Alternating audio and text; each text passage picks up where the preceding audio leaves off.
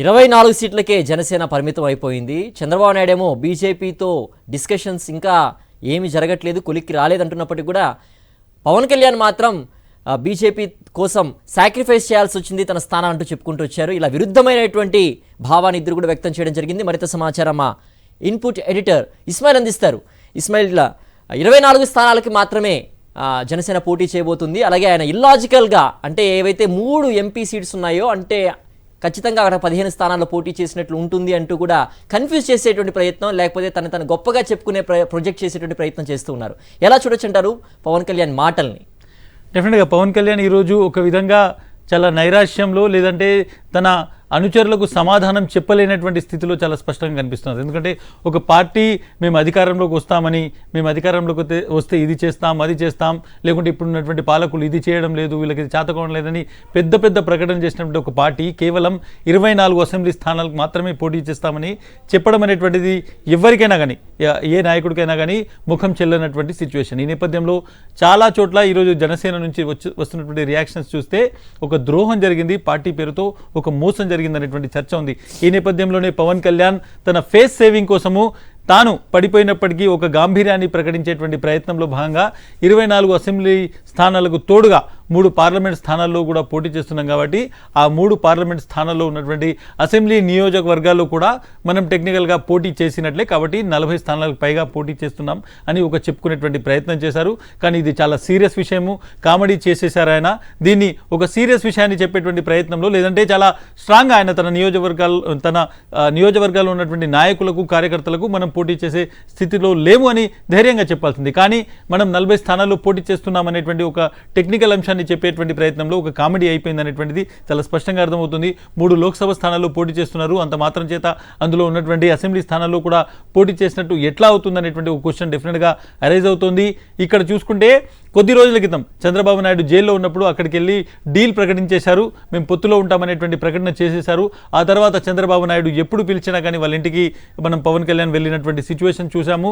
ముందు నుంచి కూడా ఈ మొత్తం పొత్తులో తనకు ఏ విధంగా అనుకూలం అవుతుంది అనేటువంటిదే పూర్తిగా ఇక్కడ చంద్రబాబు క్యాల్కులేషన్స్ కావచ్చు, లేదంటే ఈ మొత్తం పొత్తును ఎగ్జిక్యూట్ చేస్తూ వచ్చారు. ఈరోజు కూడా చంద్రబాబు నాయుడు ఒడ్డున కూర్చుండి ఒక విధంగా జనసేన అటువంటి పార్టీని పవన్ కళ్యాణ్ ముందు నుంచి ఒప్పుకుంటున్నారు కాబట్టి ఆయనకు ఈ విషయం 24 సీట్లు అనేటువంటి విషయం 6 నెలల క్రితమే తెలుసు. ఆయన 6 నెలల క్రితమే 24 సీట్లకు పరిమితం కావాల్సినటువంటి విషయాన్ని ఆయన ముందే అంగీకరించుకున్నారు, అది డీల్లో భాగం.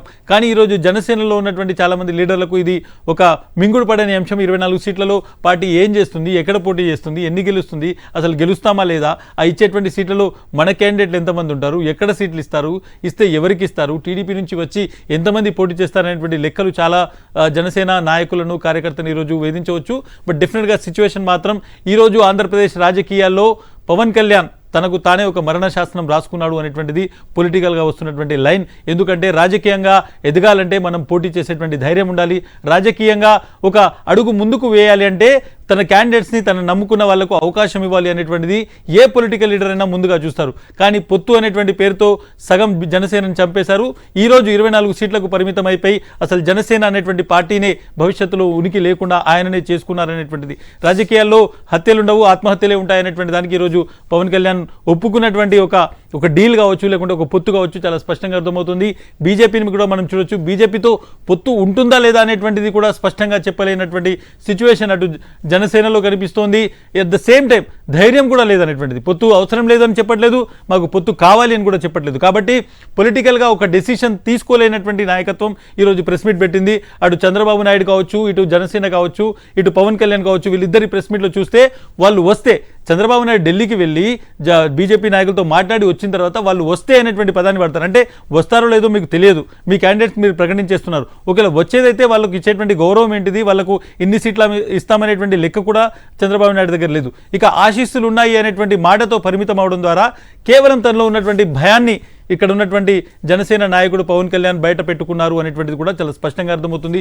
పొత్తుకు సంబంధించి బీజేపీ అధికారికంగా ఒక ప్రకటన చేసిన తర్వాతనే మనం ఒక నిర్ధారణకు రావచ్చు. ఎందుకంటే 2 పార్టీలు కూడా టీడీపీ కావచ్చు, జనసేన కావచ్చు, బీజేపీతో పొత్తుకు సంబంధించి ఒక ప్రకటన చేసేటువంటి ధైర్యం చేయలేకపోతున్నాయి అనేటువంటిది చాలా స్పష్టంగా ఈరోజు వాళ్ళ ప్రెస్ మీట్ చూస్తే అర్థమవుతుంది. బీజేపీ వచ్చి ఖచ్చితంగా జాతీయ నాయకత్వం చేసిన ప్రకటన తర్వాతనే బీజేపీతో ఈ రెండు పార్టీలకు పొత్తు ఉంటుందా లేదా అనేటువంటిది తేలబోతుంది. కానీ ఒక మాట చాలా స్పష్టము, 24 సీట్లకు ఈరోజు తాను పరిమితం అయిపోయాను, తనలో ఉన్నటువంటి క్యాడర్కు తన పార్టీ నాయకులకు ముఖం చూపించలేను అనేటువంటి ఒక భయం మాత్రం ఈరోజు చాలా స్పష్టంగా పవన్ కళ్యాణ్ ఫేస్లో కనిపించింది. సిద్ధ